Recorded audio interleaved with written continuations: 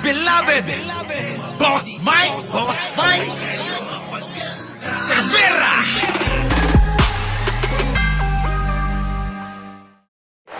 Kaya ako naging proud na naging presidente ko ang Pangulong Bongbong Marcos. Oo. Di ba?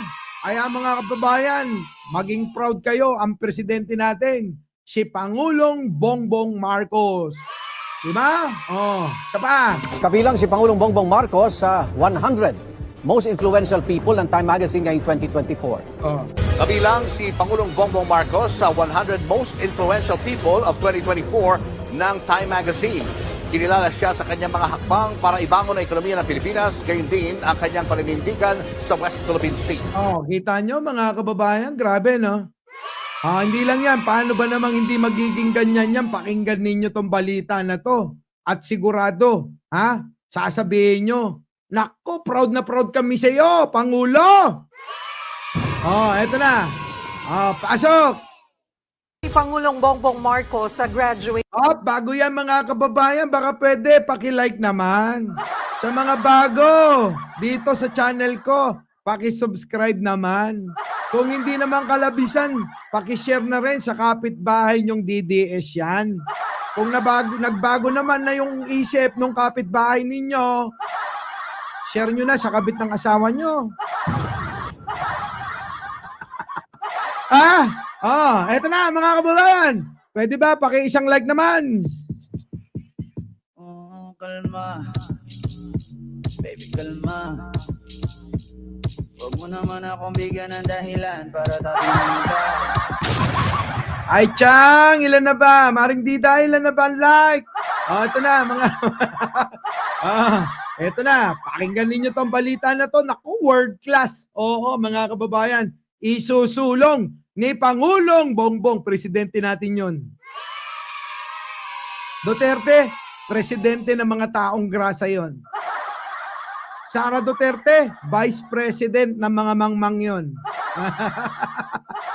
Ito na, pasok! Dumalo si Pangulong Bongbong Marcos sa graduation ng 600 bagong cadet officer ng Armed Forces of the Philippines. Yo. May espesyal na mensahe naman ang kanilang class valedictorian na tiyempo ngayong nakakaladkad din ang militar sa away politika. Nasa frontline ang balitang yan, si Pakinggan ninyo pakinggan nyo maigi. Brian Castillo. Matapos dumalo sa Security Command Conference ng Philippine National Police sa Camp Crame kahapon. Kanina, mga bagong officer naman ng Armed Forces of the Philippines ang binisita ni Pangulong Bongbong Marcos sa graduation ceremony ng higit 600. Kita nyo kahapon nasa Krame. Ngayon naman, eto naman, dumalo naman sa graduation ng mga mga sundalo, mga magiging pulis. Putik na yan, Wala nang tigil si Pangulo. Kakatrabaho. Thank you naman, Ralph. Oo, mukhang 3 buwan tayo magkikita lagi. Sana oil, oo.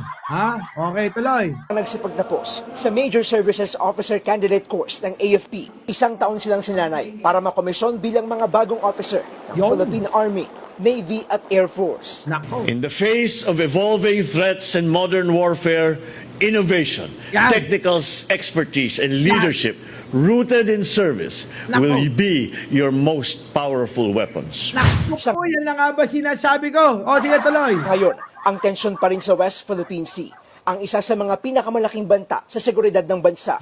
Kaya ayon sa Pangulo, prioridad niya ang patuloy na pagpapalakas sa militar para maging world-class. We will modernize your equipment, enhance your training programs, ensure that you are equipped to face challenges not just of today, but also of the future.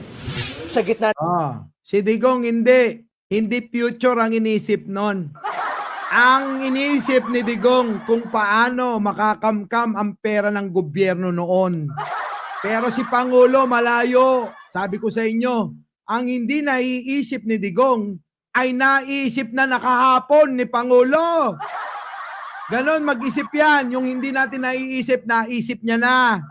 Kaya nga yung impeachment, hindi pa naiisip ng karamihan. Hoy! May pusa! Liting ko lang. May mga dumating na nga daw na Black Hawk. Tama yan, balita yan. Ha, mga helicopter, nako! Dumating kahapon, totoo yan. Oh, eto, ulitin ko lang.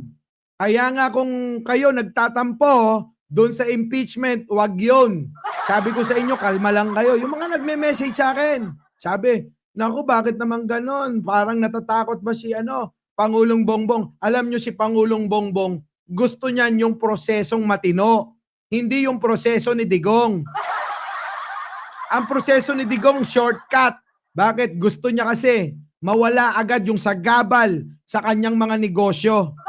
Si Pangulong Bongbong Marcos, gusto neto, nasa proseso.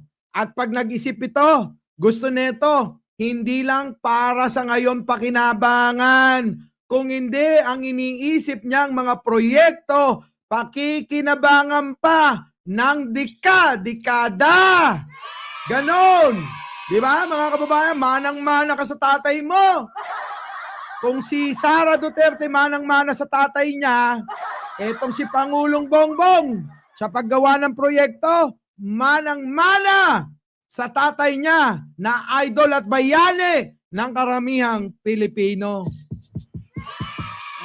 Kalma. Baby, kalma. Huwag mo naman akong bigyan ng dahilan para tapihan ka. Diba, mga kababayan?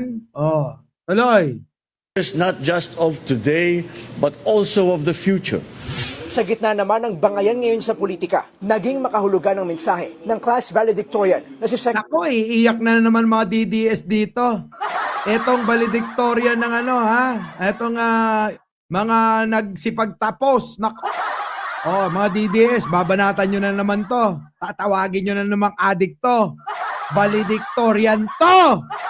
Tapos kayo paki-explain nga kung ano natapos nyo. Di ba? Ito, plakado. Valedictorian. O, pakinggan ninyo yung sasabihin para hindi kayo mga maging mangmang. Banat, eto na. Pakinggan ninyo mga kababayan. Sang-ayon sa atin to. Eto na. Pasok. Sasabihan na naman ng mga DDS. Adik yan. Putik na yan pag tinignan mo yung itsura ng gigitata. Tapos siya pa may ganang may ganang tumawag ng adik, sige, tuloy. Mr. President, ang gwapo mo ngayon. Ang gwapo ni Mr. President. Gwapo. Papa Ball. Ganito. Gwapo, mabait, masipag, mahusay, matalino. Lahat sa kanya na. Si Digong, mamamatay tao, siraulo, manluloko, mambubudol. Naku. Kita nyo mga kababayan, Sige, eto na. Utik na yan, Of the future. Sa gitna naman ng bangayan ngayon sa politika, naging ayan na, mensahe. Nasa na yung mga DDS, Bash nyo na to. Bash nyo na. Ako yung misaw. Ako, ulitin ko lang, si Pangulo, gwapo, matalino, mahusay, masipag, mapagmahal, lahat nasa kanya na. Si Digong, walang ya, siraulo, mamamatay tao, di ba? Lahat ng kasama nasa kanya na. Ako, pabaero, wala nang iba. Yun lang yung maisasabi nyo sa... Kaya yung mga nandiyan dyan, mga kababayan, sabihin ninyo, babaero! Opo! Gaganong kagad ako, di ba? Amin kagad akong ganun, Ito na. Mga DDS, makinig na kayo rito. Pakinggan ninyo, Tapos bash nyo na. Pasok! makahulugan ng mensahe ng class valedictorian na si Second Lieutenant Mel Empiso. Nagpaalala siya sa kanyang mga kasama na maging tapat sa kanilang sinumpaang tungkulin. Nako! Paano pa yung inaasahan nyo na sumapi? Maging yung mga kagagraduate lang ay alam kung ano ang kanilang papanigan. Di ba? Uy, Annabelle, joke ko lang yun. Kahit tanong nyo pa kay Jen Angeles kung gaano ko mapagmahal at matinong tao. Kasi yung iba, yung auntie ni Jojo Chavez, sinasabihan akong babaero. Di ko ba alam sa auntie niyan? Babaero daw ako. Samantalang ako yung laging naaabuso. Di ba? Ako yung laging naaabuso eh. Teka, balikan natin. Ano na? Ano na sabi nito? Makinig kayo. Mga DDS. Wala na, finish na. Ayaw na maging itong bagong graduate na mga sundalo. Ano sabi? Game. Maingay! Ang bangayan ngayon sa politika, naging makahulugan ng mensahe ng class valedictorian na si Second Lieutenant Mel Empiso. Nagpaalala siya sa kanyang mga kasama na maging tapat sa kanilang sinumpaang tungkulin. We must uphold the high standards of discipline expected from us. Naku, Ilocano ito. Boses pa lang Ilocano na. Oy, Ilocano to. Maniwala kayo kung hindi Ilocano to, taga-Pangasinan to. Oo.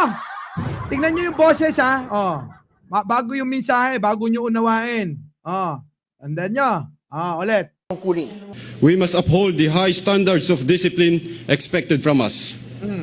We must be able to quickly grasp the military's chain of commands. Let us stand drumroad straight and doing the right thing to defend the Constitution that we hold dearly as patriotic citizens. Kita nyo? Ano pa asahan ninyo to? Si Badoy at saka si Celes. Si Badoy nga pala at saka si Celes, tatalakayin natin yan sa susunod. Ayun, nako, pinagbabayad ng milyon-milyon. Pinagbabayad ng milyon-milyon, may yang. Ano na, mga DDS, ano pa masasabi nyo rito? Ang ano niya, natangsik, tibusis na. So ngay Ilocano garot, kaslalasig ka tayo. Di ba? No agsao, halatado. Apay, adda ebidensyayo. Muna na. Wala na mga kababayan. Ilocano. Natangkad ng agsao.